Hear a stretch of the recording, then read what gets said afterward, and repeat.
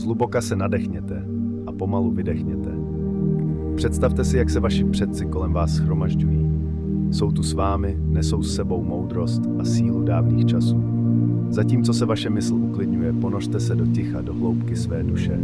Vnímejte, jak vás obklopuje energie země. Každý kámen, každá řeka, každý vítr nese příběh. Nechť vás tyto příběhy naplní. V každém zvuku přírody, v každém šelestu listí je skryta moudrost Inku. Tato moudrost vám nabízí vhled do sebe sama. S každým dechem cítíte, jak se vaše tělo uvolňuje. Uvolněte napětí a nechte všechny starosti plynout pryč.